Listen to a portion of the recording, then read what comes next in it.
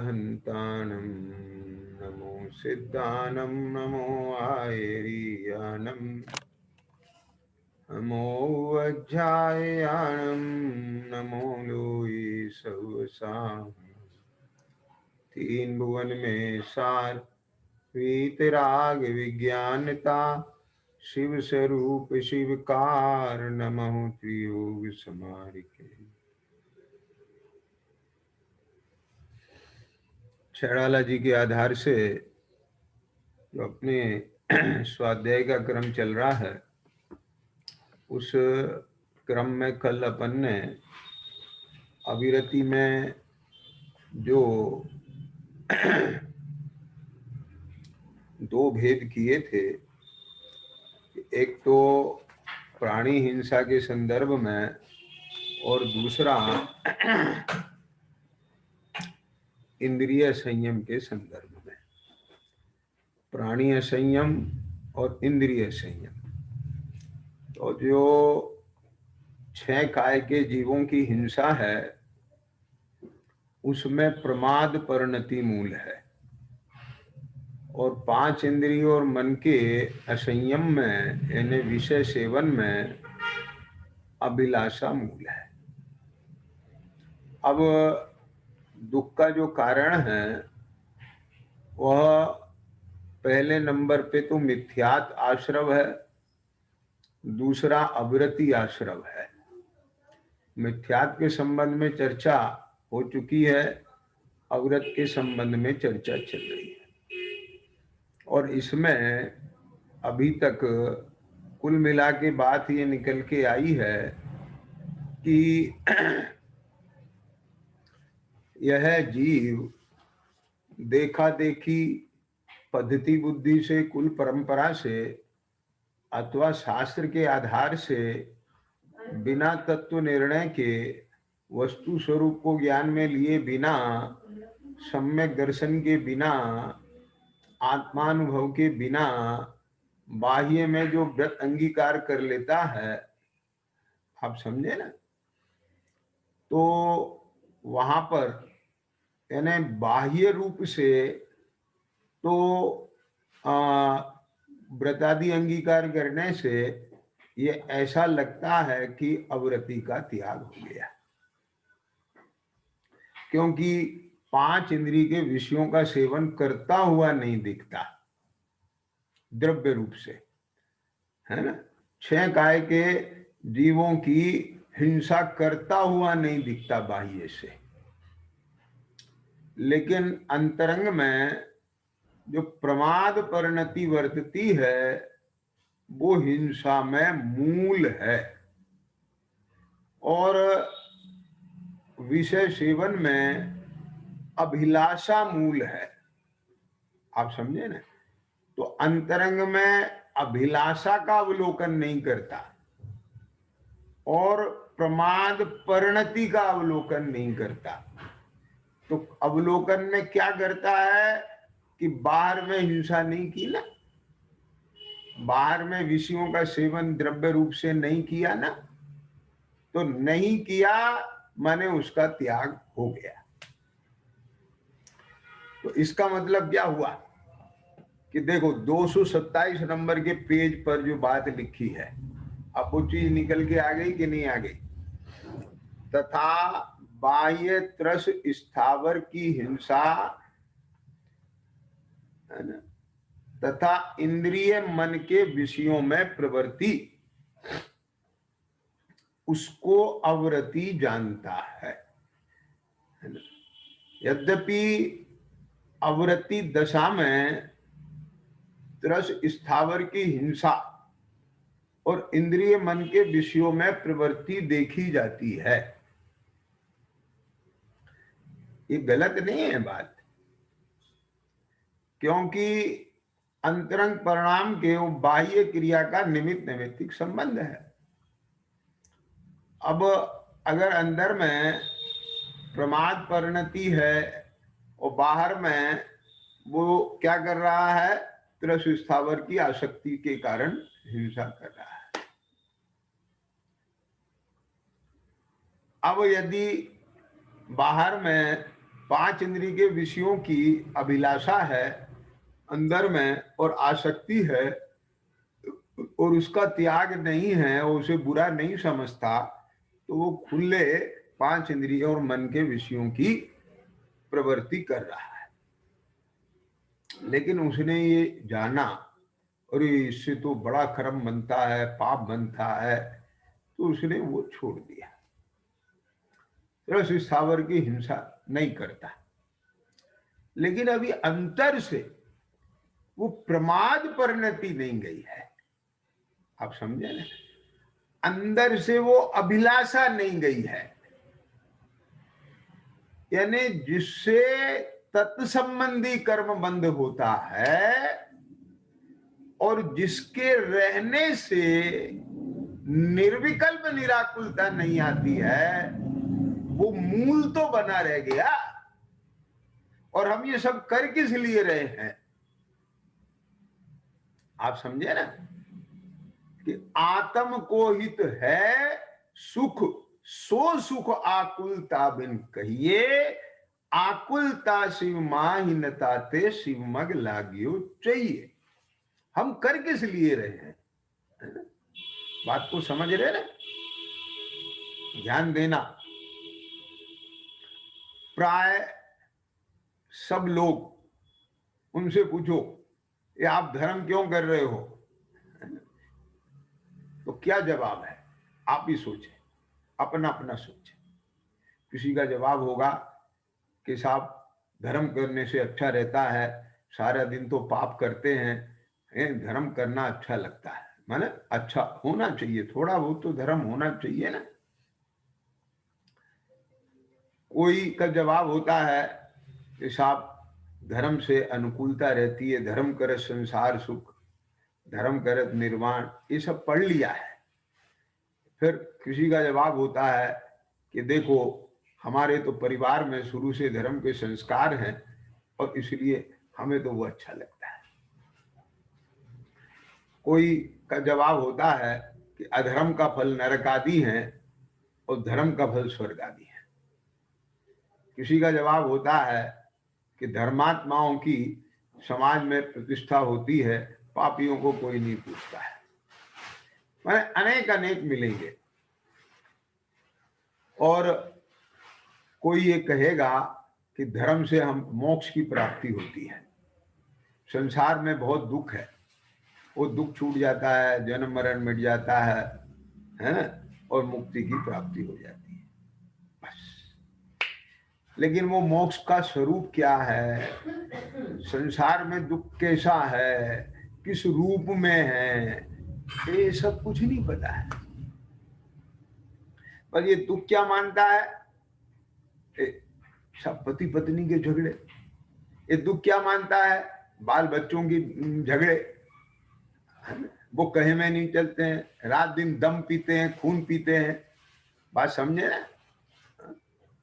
क्या व्यापार धंधे में बहुत टेंशन, अड़ोसी पड़ोसी रिश्तेदारों की चाय चाय पाए भाए, माने कुछ ना कुछ है। और मेरे से बहुत बड़े बड़े जिनको संसारिक अनुभव है, बुजुर्ग लोग हैं, है ना, ऐसे लोगों ने कही हुई बातें हैं, मेरा सबसे संपर्क रहता है।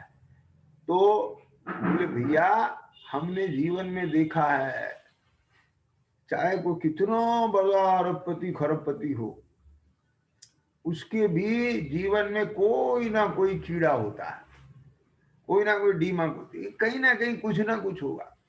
शरीर खराब होगा, किसी के शरीर स्वास्थ्य अच्छा होगा, सब बढ़िया होगा, पद प्रतिष्ठा होगी, पुण्य फल रहा होगा, लेकिन बेटा निकम्मा हो जाएगा, बेटे की तकलीफ रहेगी उसे। ख्याल में आ गया ना?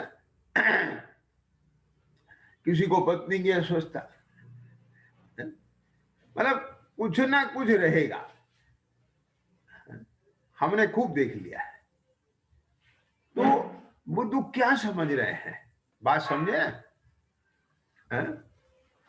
तो इन सब चीजों से ये चीज निकल के आती है कि प्रतिकूलताओं का जीवन में आना ये दुख है। क्या है, बात समझे ना?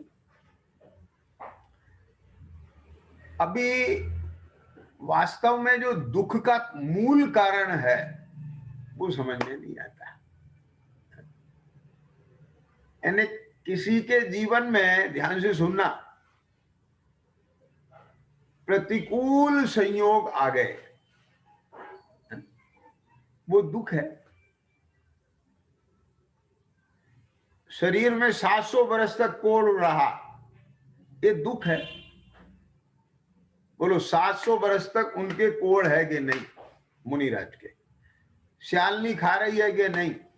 सिर पे अंगीठी जल रही है कि नहीं? इससे बड़ा भयंकर और प्रतिकूल प्रसंग क्या होगा? उपसर्ग क्या होगा? गले में मरा हुआ सर्प पड़ा है, शिकारी कुत्ते छोड़ दिए हैं, इससे बड़ा भयंकर और क्या होगा उदय? तो वो उस प्रसंग में दुखी है कि नहीं है, ये नक्की करो। उदय तो है, ये नहीं है। क्यों? कि उन्हें मिथ्यात्व संबंधी दुख नहीं है, उन्हें अवरति संबंधी दुख नहीं है। अब बात समझ में आ रही है कि नहीं आ रही? तो वो ये प्रतिकूलताएं, ये दुख नहीं है, ये तो दुख का बाह्य निमित्त बनाता है। ये क्या? जिसको कुछ ना कुछ कमी निकालना है तो वो तो कोई भी कारण ढूंढ लेगा। क्या समझ में आ गया? व्यापारी लोग कहते हैं ना कि भैया आप कितने ही साफ रख लो अपने व्यापार को, अफसर तो उसमें भी कमी निकाल देगा। क्या? माने जिसको दोष देखना है वो कहीं ना कहीं ढूंढ लेगा। क्या समझ में आया? तो जिसके अंदर यहाँ तकलीफ है ना, माथे में, वो तो किसी भी बात को लेकर के कर देगा।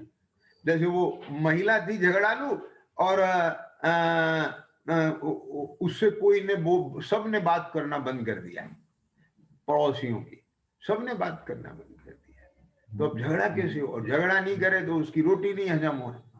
तो वहां एक दिन अपने घर से नई नई साड़ियां, स्वेटर, शर्टें, पैंट बढ़िया बढ़िया मकान के बाहर डालना शुरू कर दिए।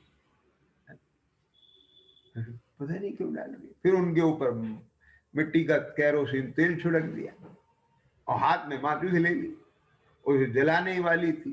तो एक पड़ोसन ने आकर के पकड़ा, ये भी क्या कर रही है तुझे? बस क्या कर रही है? तुझे क्या दिक्कत? मैं अपने मालिक की कमाई की जला रही हूं, तेरे मालिक की कमाई की जला रही हूं, तुझे क्या दिक्कत है? बस हो गई चालू, उसको जलाना नहीं था। तो मेरा आशय यह है कहने का कि जिसको दुखी होना है और दुखी रहना है उसको बहुत निमित्त है। क्या कहा? यानी दुख के कारण संयोग नहीं है, ये मैं कहना चाहता हूं। साहब आपने तो मुनिराजों के दृष्टांत दिए हैं, गृहस्थों के तो नहीं दिए। आप पढ़ो पुराणों को। चंदन बाला के ऊपर कम आए, गृहस्थ थी। मैना सुंदरी के विवाह तो कोढ़ी से हो गया। अपने बताओ कौन बहन बेटी और अपनी कहीं दिख रहा है आपको इस काल में कोढ़ियों से ब्याह करता हुआ दिखाई दे रहा है कोई? बोलो बताओ। माने ग्रस्तों पर भी प्रथमा नियोग ये देता है साक्षी।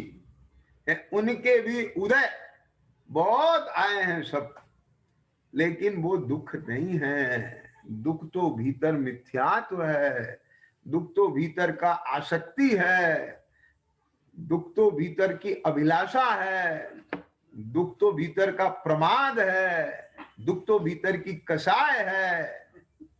मैं ये बताना चाहता हूं। मैं बहुत आपको सच्ची बात बता रहा हूं। लगभग ये बात 25 साल पुरानी तो हो गई होगी, है ना। बड़ौत में विधान का कार्यक्रम था और वहां पर मुझे बुलाया था, तो स्वाध्याय होती थी सब, ख्याल में आया ना। तो मेरे सामने किसी भाई ने कहा कि साहब एक लड़की है और वो एमए पास है और आप उससे चर्चा करो। हमको तो लगता नहीं है, लेकिन उसने जिद पकड़ रखी है कि मेरे को तो घर छोड़ करके त्यागी बनना है। सुनना ध्यान से, है ना? दीक्षा लेना है। हमने कहा बहुत अच्छी बात है। साहब आप बात तो समझो, पहले उसको आप देखो तो सही। तो मैंने बुलाया, मैंने कहा भैया इससे बढ़िया बात क्या है, धनी धन्य है जे जीव नर भव पाए ये कार्य किया। लेकिन जब मैंने उससे पूछा सवाल कि मैंने कहा बेटा तुम विवाह शादी न करा करके ये जो कर रही हो इसका रीजन क्या है? मुझे सारी हिस्ट्री बता दी थी उसके परिवार की। तो मैंने कहा बेटा बताओ क्या कारण है, आपका बैराग अंतर से आ रहा है या आप बाहर के ये संसार के ये ऐसे दुख देख करके आपको विरक्ति आ रही है ना? क्यों कि उसकी एक बहन ऐसे परिवार में शादी हुई थी कि उसका पति शराब पीता था, एक बहन के यहाँ बहुत झगड़ा क्लेश रहता था। तो मतलब उसने ये देखा था कि इस विवाह के बाद बहुत झंझट है, नरक है। ख्याल में आ गया? बोलो, समझ में आ रहा है ना? तो मेरे से बहुत जो चर्चा करते हैं भाई बहन कि साहब हम निवृत्ति लेना चाहते हैं। नहीं भाई, तुम शादी नहीं कराना चाहते, निवृत्ति लेना चाहते हो, वाह क्यों? ऐसा नहीं समझना मैं उसके पक्ष में नहीं हूं, ब्रह्मचर्य व्रत के पक्ष में नहीं हूं, निवृत्ति के पक्ष में नहीं हूं, दीक्षा के पक्ष में नहीं हूं। ख्याल में आया ना? इससे बड़ा सौभाग्य है और है क्या? ख्याल में है? लेकिन मैं जहां से बात उठा रहा हूं उसे आप पकड़ने की कोशिश करें। क्या कहा, समझ में आया ना? तो हमने कहा बेटा एक बात बता, तुम्हारी उन बहनों के और हाँ उसके परिवार में उसके खुद घर की स्थिति बहुत विपरीत थी। मैंने कहा अगर तुम्हारे घर की स्थिति ऐसी ना हो के वैसी होती जो उसके एकाध परिवार वालों की बहुत अच्छी बताई थी, और बहनों की भी वैसी ना हो के वैसी होती, तो तू तब बता तेरे परिणाम क्या होते। उसने 2 4 5 10 मिनट और थोड़ा सा अंदर में अपना घुमाया दिमाग, और फिर उसके बाद बोली साहब फिर तो मैं नहीं सोचती। आप समझ गए ना? देखो एक अपेक्षा से भले ही वो बाह्य प्रतिकूलताओं से घबरा करके अब वो ये स्टेप उठाए, तो मैं उसे ये नहीं कह रहा हूं कि गलत है, सर्वथा सर्वथा। ये क्यों कि हो सकता है वहां जाकर के उसे निमित्त है तत्व ज्ञान के और संस्कार के, अब वो जीव को सभी सुलट जाए, वो कम से कम विषय भोगों से तो बचे, और कम से कम वहां अशुभोपयोग से तो बचे, शुभोपयोग में प्रवर्ते। बात समझ रहे हैं ना? लेकिन जब तक अंतर में तत्व ज्ञान ना हो और सही अंदर में उसका स्वरूप निर्णय ना हो, तो फिर व्यक्ति फिर वहां जाके आकुलता और च्युत भी तो होता है ना। क्या समझ में आ गया? और जिस लिए जा रहा है उसे पता ही नहीं मैं क्यों जा रहा हूं वहां, उपलब्धि क्या करना है। आप समझे कि नहीं समझे? तो ये जो मैंने आपको घटना बताई, तो अब उस घटना से सीधे सीधे निकल गए कि नहीं निकल गए कि वो बाहर की प्रतिकूलता से घबरा करके ये निर्णय ले रहा है। ख्याल में है।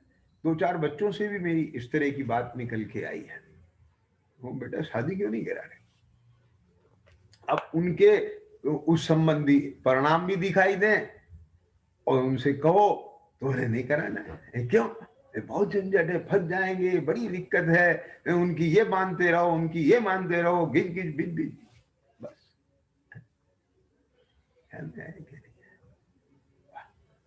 दूध भी प्यारा और पूत भी प्यारा है ना। एसी फर्स्ट क्लास के डब्बे भी चाहिए और किराया भी नहीं देना। समझ में आया ना? क्या मतलब है? फल भी खाना है और खाद पानी नहीं डालना चाहते हो, यानी विषयों की अभिलाषा भी है और भोगना भी चाहते हो, और झंझट भी दिखते हैं। ध्यान से सुनना, ये बहुत मार्मिक बात बताने जा रहा हूं मैं आपको, है ना। ये तो मैंने इस लाइन वालों की बात बताई, और मैं सामाजिक व्यक्तियों से भी मेरी बात होती है जिनको कुछ तत्व ज्ञान की और धर्म की एबीसीडी भी नहीं पता है ना? सभी तरह के लोग होते हैं ना, तो उनमें से एकाध की मैं आपको एक बात बता रहा हूं। एक ऐसा बच्चा जिसके बचपन में पिताजी चले गए, माँ को बचपन में पैरालाइसिस हो गया, आप समझिए ना, और उसने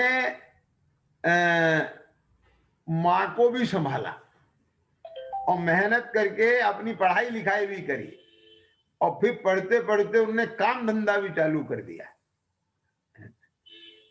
और मेरे संपर्क में किसी काम से आया। समझ में आया ना? और 10, 12, 15 साल के बाद अभी कुछ दिन पहले वो मेरे से आया मिलने, और मैंने सब हालचाल पूछा, सारी बात हुई, तो उसमें से ये बात निकल के आई कि हमने कहा बेटा कितना स्ट्रगल किया है तुमने, लेकिन वो प्रसन्न है। क्या कहा? बोले सर ये स्ट्रगल नहीं है, क्या कहा, ये जो मुझे कर्तव्य मिला है ये उसकी परायणता है,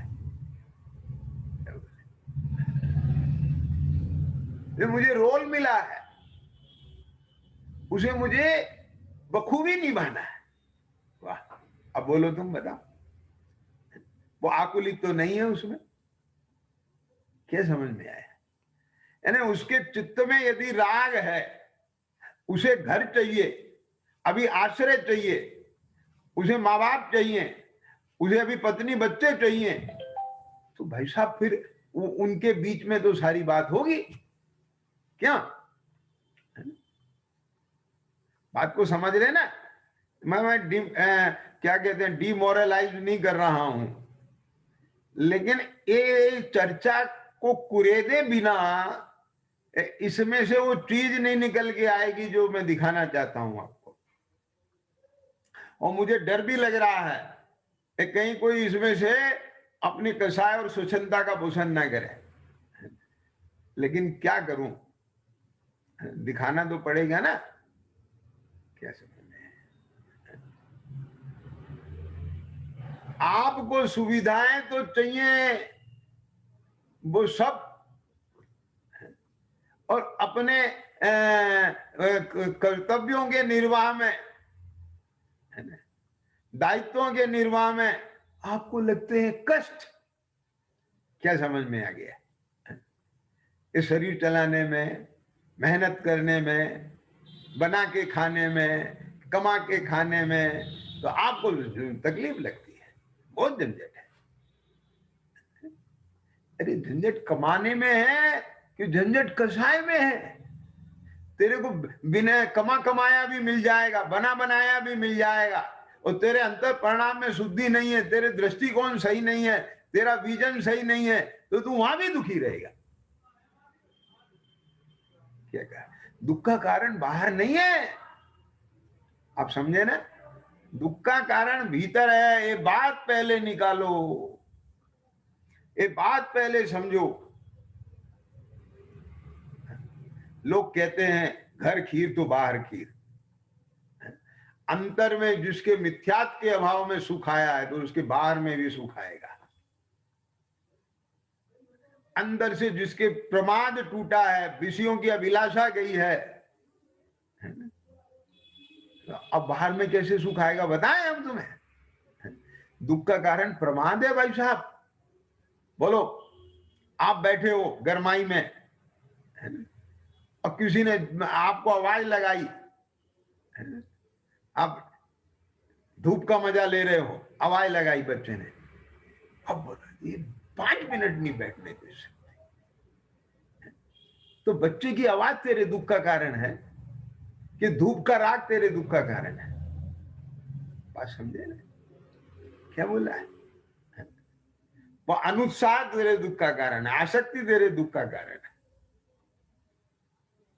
बोलो, जो ये जिसकी अभी इतनी सी भी अभिलाषा नहीं गई है, जिसके अभी इतने भी प्रमाद नहीं गए हैं, तो वो त्यागी होकर के क्या करेगा? यहां तो अभी स्वाश्रित जीवन है एक प्रकार से।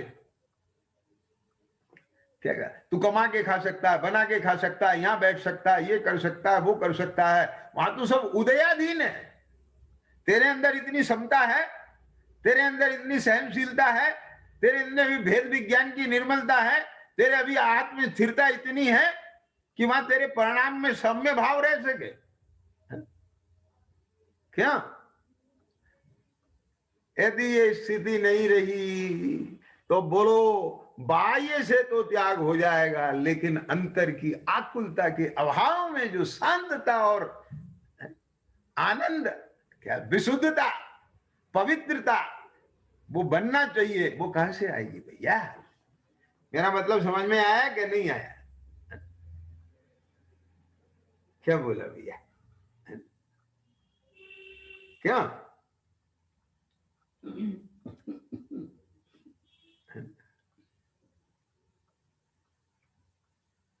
ये उसने इतनी बढ़िया जवाब दिया मुझे। बोले सर क्या है? मैंने कहा बेटे तुम जितना कर पा रहे हो उसमें काम बन रहा है तुम्हारा। बोले साहब कितना भी हो जाए, क्या कहा, संतुष्टि में सुख है। मैंने कहा वाह बेटे वाह, शाबाश, मेरा आशीर्वाद है तेरे लिए। क्या समझ में आ गई? अब बोलो,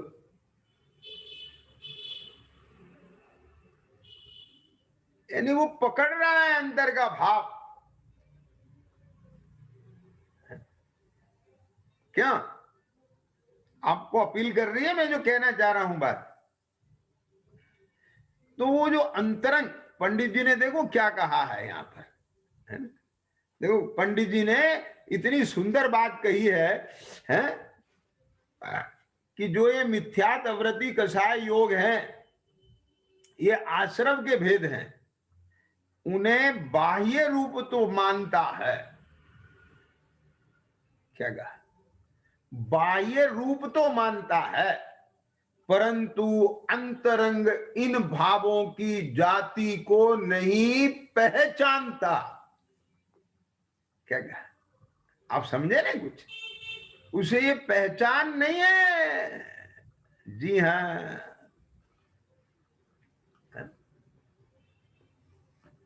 बोलो। नारायण श्री कृष्ण के पास अर्जुन भी गए और दुर्योधन भी गए। कुछ सोच के गए थे कि नहीं दोनों, सहायता मांगने के लिए। तो अर्जुन तो उनके चरणों में खड़ा हो गया, दुर्योधन अभिमान से उनके सिरहाने पे खड़ा हुआ। नारायण श्री कृष्ण की आंख खुली तो पहले कौन दिखेगा? अर्जुन। तो साहब सहयोग चाहिए आपका। दुर्योधन भी बोला सहयोग चाहिए। अब उनने कहा साहब देखो भाई, मैं पहले जो है अर्जुन की छांट है, अब दुर्योधन के पेट में तो दर्द हो गया कि एक तरफ मेरी सारी सेना है और एक तरफ निहत्ता मैं। ख्याल में आ गया ना? क्यों? ऐसा ही है ना? तो अब दुर्योधन घबरा रहा है, लेकिन अर्जुन को पहचान थी। वो बाई की सेना की कीमत मान रहा है। क्यों? तो अर्जुन ने क्या छाटा? सेना छाटी, जिसके हाथ में दो चीज, एक तरफ निहत्ते श्री कृष्ण, क्यों, और एक तरफ सारी लड़ने वाली सेना। लेकिन अर्जुन को पहचान थी, तो उसने क्या चीज मांगी? समझ में आ रहा है कि नहीं आ रहा है? तो अज्ञानी जो होता है, अबोध जो होता है, वो बाह्य से पकड़ता है, और जो समझदार होता है वो अंतरंग भाव को पकड़ता है। क्या समझ में आया? बिना भाव विशुद्धि के कोई हमें 56 पकवान खिलाए तो हमें मजा नहीं आएगा, उसमें आनंद नहीं आएगा, प्रसन्नता नहीं होगी। और भाव विशुद्धि सहित हमें छाछ रोटी भी खिलाएगा तो हमारा ऐसा लगेगा कि हाँ भोजन हुआ है। बताओ, ये क्या खिलाया इसने? बस छाछ रोटी खिला दी। उसने देखो कितने 56 व्यंजन बनाए थे। अब बताओ मुझे, ये है कि नहीं दृष्टिकोण? तो ये कितनी बढ़िया बात है कि आप ये तो समझे, ये धर्म कर क्यों रहे हैं, ये मिथ्यात्व का त्याग क्यों कर रहे हैं, ये अवरति क्यों छोड़ रहे हैं।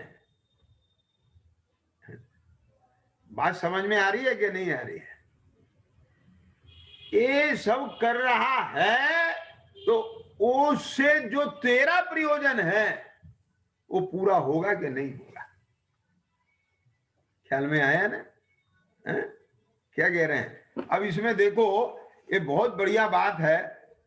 आगे देखो, तथा बाह्य क्रोधादि करना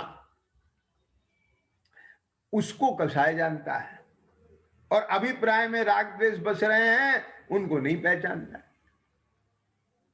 अब बताओ मुझे, साहब वो बहुत गुस्सा करते हैं, वो बहुत मान करते हैं, बाहर की अभिव्यक्ति देखता है और बिल्कुल गुस्सा नहीं करते, बिल्कुल मान।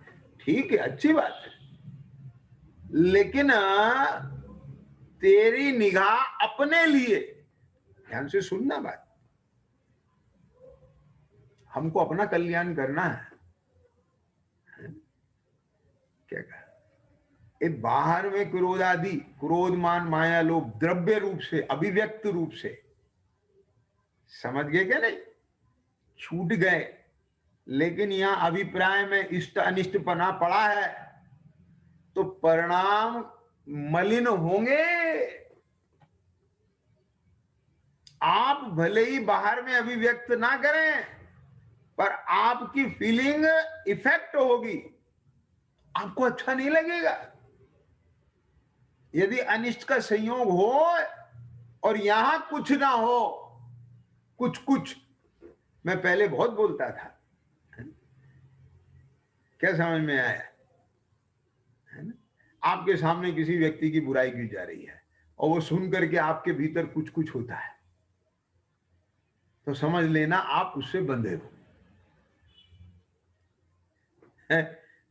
यदि आपको बुरा लगता है उसकी बुराई सुनने में, तो समझ लेना आपको उससे राग का बंधन है। और आपको उसकी बुराई सुनने में अच्छा लगता है, तो समझ लेना द्वेष का बंधन है। और कुछ कुछ नहीं होता है तो समझ लेना उदासीनता है। क्या समझ में आता है? ये कितना बड़ा थर्मामीटर है। अपना आप लो कि हमें राग है कि द्वेष है, और जब कहें नहीं हमें तो कोई राग द्वेष नहीं है, हमें तो कोई राग द्वेष नहीं है, बताओ हम करते हैं कुछ, उनके लिए कुछ कर रहे हैं हम, ऐसा कह रहे हैं हम? अरे तू कह नहीं रहा है, बस तेरे माथे में तो भरा है ना। क्या अब देखो ना अपने, मैं मतलब ऐसी बात नहीं, ये प्रमाण है। अब हम भीतर झांक के देखो, ये निकल के आए और आपका ज्ञान कहे कि हाँ, तो मानना। नहीं, मेरी बात मेरे पास है, मेरी बात थोड़ी है ये, मैं तो कह रहा हूं, ये तो भगवंतों की कई बात है, ये वस्तु का स्वरूप है। ख्याल में आया? ख्याल में आ रहा है ना? तो मूल में ये जितना भी कुछ कर रहे हैं, अब ये पढ़ लिया हमने कि 57 भेद हैं शाबाश्रम के, है ना? अब देखो, अब हम कौन कौन सी सा, अब आश्रम से कर्मों का बंद होता है, में बहुत चर्चा होती है, तो मैं देखता हूं सबकी निगाह कर्मों पर पड़ी है, अच्छी बात है, लेकिन उन्हें बहुत घबराहट है कर्मों के बंधन की। 57 प्रकार से आश्रम बंद होता है, कौन से होते बताओ, हम उनसे बचेंगे। तो वो ऐसे बचते हैं, यहां से अंतर्भाव में मतलब नहीं। अरे बहुत अच्छी बात है, तुम्हारे परिणाम हुए हैं और तुम दुख से घबराए हो, जन्म मरण से घबराए हो, है ना? तो तुम सही बात को पकड़ो, मेहनत तो कर रहे हो। क्या कहा, क्या बोला, समझ में आ रहा है ना? लेकिन उसका रिजल्ट नहीं मिले तुम्हें तो फायदा क्या है? 24 घंटे में 15-15 घंटे पढ़ रहे हो और उसका रिजल्ट नहीं मिले, क्यों? कि प्रयोजन भूत नहीं पढ़ रहे हो। मेरा मतलब समझ में आया कि नहीं आया? बोलो, कोलू का बैल रात भर घूमा, वो सवेरे देखा मैं वही का मैं, क्या आप समझे कि नहीं समझ में आया? एक साधर्मी का फोन आया मेरे पास, बोले साहब कल नया साल है ना? तो हमने कहा नया साल है तो क्या है? बोले अच्छा मंगलमय हो। तो हमने कहा नया साल के लिए के लिए कह रहे मंगलमय हो। अरे हमारी परिणति राग द्वेष से रहित हो, ये मंगलमय है। क्या कहा? बोलो, हमारे जीवन में क्या नया आया? इस साल तो नया आया है ना, उस साल से हम क्या करें? साल को खाएंगे, साल को सूंघेंगे, क्या करेंगे साल को? हमारे लिए जो कीमती है वो हमारे लिए सम्यक दर्शन नया है, तो वो कीमती है कि जो अनादिकाल से नहीं हुआ। वो सम्यक की प्राप्ति हो, तत्व की रुचि लगे, तत्व निर्णय हो, सम्यक हो, आत्मा का अनुभव हो, जीवन में संयम आए, ख्याल में आए, शुद्धि प्रकट हो, शुद्धि की वृद्धि हो, यानी जो नहीं है वो आए और कल्याणकारी आए, मंगल में आए। ये इनमें क्या है? भोगे जो भोग पूले, ये तो सब उच्छिष्ट भोग है, इन्हें मालूम कितने कितने भोग के छोड़ दिए, फिर वही आ जाते हैं, फिर वही आ जाते हैं पंच परावर्तन में। किया क्या इनमें नया है? क्या बोलो बताओ? कुछ नया नहीं है। क्या? ठीक है, वो संस्कार हैं, व्यवहार में रहते हैं, समाज में रहते हैं, सब करते हैं, ठीक है, मैं उसके उस चीज को नहीं ले रहा हूं। यहाँ पर जो अपने तत्व के अभ्यासी जीव बैठे हैं वो इस बात को समझें कि इनमें नया हुआ कुछ नहीं है। अपने ज्ञान में जो आज तक नहीं आया अपना परमार्थ स्वरूप, ऐसा परमार्थ स्वरूप ज्ञान में आए, मैं तो उसकी कामना करता हूं कि आप सबके वो ज्ञान में आए, उसकी अनुभूति होए, वेदन होए, ख्याल में आए, स्थिरता बढ़े, शुद्धि प्रकट होए, शुद्धि की वृद्धि होए, ये नया है। क्या क्या ख्याल में आया ना? और वैसे तो भैया हर समय जो है नवीन पर्याय का उत्पाद है, पूर्व पर्याय का वह है। तो पर्णमन तो हर समय नया है, लेकिन वो मिथ्यात्व के नए नए पर्णमन की क्या अभिनंदन करें? क्या ये प्रमाद और विषयाभिलाषा अवरति इसके इसके नए नए पर्णमन की क्या क्या क्या क्या कामना करें? ये मोहराग द्वेष कसाय, इसके नया नया पर्णमन, उसकी क्या कामना करें? क्या आप समझे ना? एक देश वीतराग विज्ञानता प्रकट हो, उसकी कामना करो। एक देश व्रत जीवन में प्रकट हो, अवरति का त्याग हो, सर्वदेश अवरति का त्याग हो, उसकी कामना करो। शुद्धि की वृद्धि हो, आत्म स्थिरता बढ़े, वीतरागता बढ़े, निराकुलता बढ़े, समता बढ़े, साम्य भाव बढ़े, ख्याल में आया? उसकी कामना करो ना, वो है ना। भैया कहने का मेरा आशय यह है, ये बहुत मुश्किल दुर्लभ जीवन है। इसमें भी दुर्लभ जीवन में फिर वापस वही रोना रोया, रात भर घूमा और फिर सवेरे वहीं का वहीं पाया, तो उससे क्या मतलब? तो अपन कोलू के बैल ना बने, हम अपने मार्ग का निर्णय करें। ये मुक्ति का मार्ग है, चाहे उसमें 2 कदम चलना हो, चाहे उसमें 10 कदम चलना हो, लेकिन वापस बैक गियर ना लगे, और जितना भी चले वो चलना सार्थक होवे, मंगलकारी होवे, मंगलमय होवे। इसकी कीमत है। पढ़ना सब जानते हैं, क्या पढ़ने लायक है ये बहुत कम जानते हैं। अब विचार तो 24 घंटे चलते हैं, अर्थ ध्यान में क्या चलता है? विचार ही चलते हैं, लेकिन सम्यक विचार कितने चलते हैं बताओ मुझे? असत विचार कितने चलते हैं? सद विचार कितने चलते हैं? भावना तो हर समय होती है, घोलन हर समय चलता है, लेकिन किसका? आप समझेंगे नहीं? विषयों की आशा नहीं जिनके साम्य भाव धन रखते हैं, एक कीमत इसकी। आप समझे बात है ना? तो जो अंतर में अभिप्राय में पड़ा हुआ है वो सम्यक होना चाहिए, अभिप्राय यथार्थ होना चाहिए। बात वो चल रही है।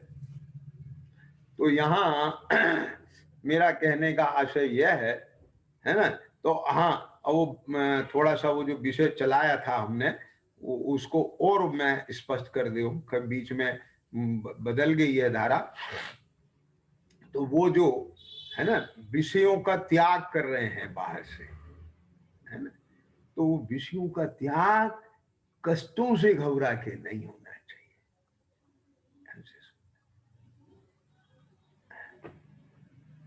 देखो, मैं इस बात को, ये 2 चीज न्यारी न्यारी है।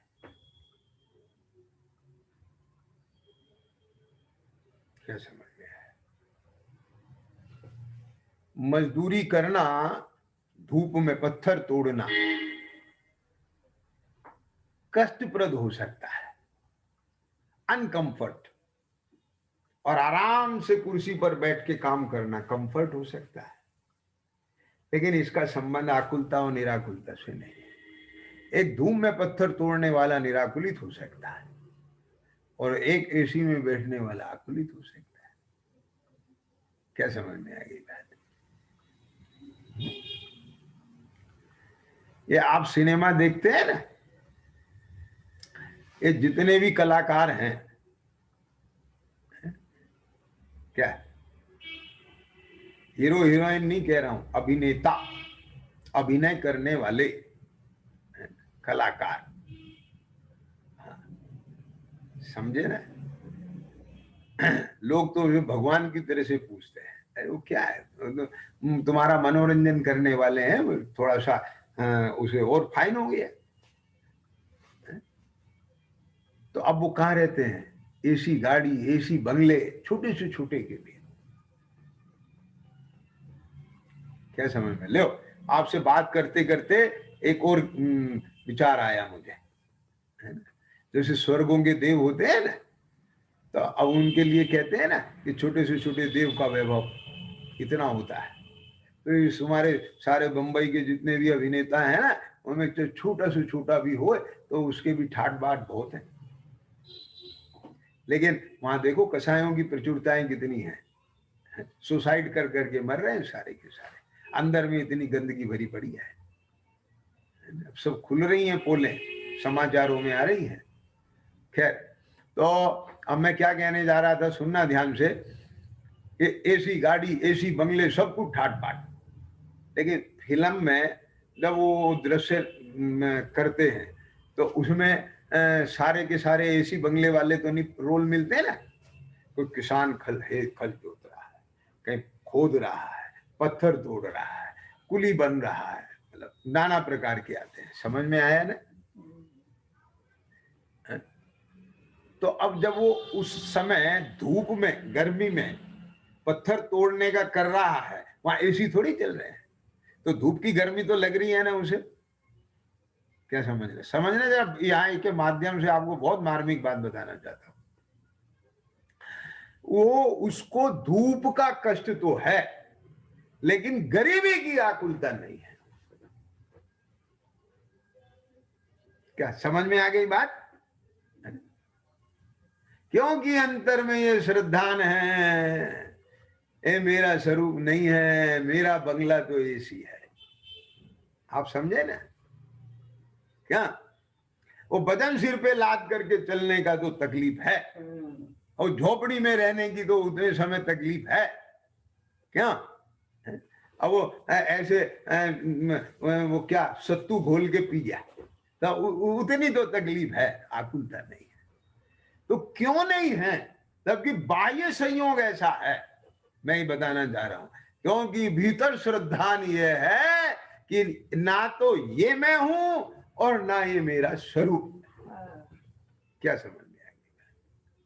आप समझ गए ना बात?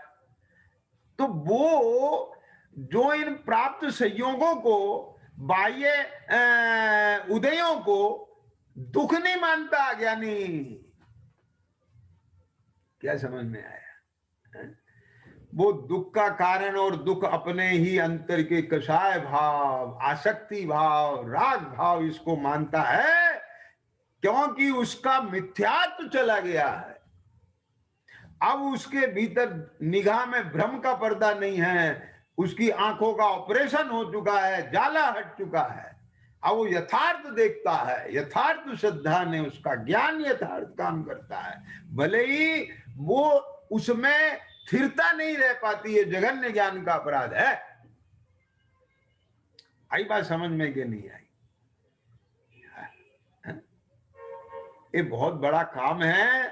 इसलिए मैं आप सबसे ये बात कहना चाहता हूं, है ना, कि ये जो छेड़ाला जी का स्वाध्याय चल रहा है और इसमें जो बात आई है ना, यो अजीव अब आश्रव सुनिए मन बचकाय त्रियोगा मिथ्यावृत्ति अरुकसाय प्रमाद सहित उपयोगा, यही आत्म को दुख कारण ताते इनको तजिए, है ना। ये ही वास्तव में ये ही है दुख के कारण। तो ये जो दुख के कारण मिथ्यात्वृत्ति प्रमाद कषाय योग है, इनका वास्तविक स्वरूप और उसमें अपना योग उपयोग लगाना और उसका विचार करना और मंथन करना और अंतर के भावों का अवलोकन करना, उनकी पहचान करना, इसमें कोई कसर मत छोड़ना। मैं अगर इतना कर रहा हूं तो आप 24 घंटे में इतना करें, क्योंकि इतना करना मेरे लिए संभव नहीं है। ख्याल में आ गया? तो आप खूब अच्छे से देखें, अवलोकन करें, निरीक्षण करें, शोधन करें, शुद्धिकरण करें, तो उतना ही आनंद आएगा और परिणति के अंदर जो नया निखार आएगा वास्तव में वो मंगलमय होगा। ऐसा मंगलमय अपना जीवन होवे, परिणति होवे, श्रद्धा ज्ञान होवे, है ना, चारित्र होवे, इस मंगलिक भावना के साथ ओम नमः शिवाय। सहजानंदी शुद्ध स्वरूप अविनाशी मैं आत्म स्वरूप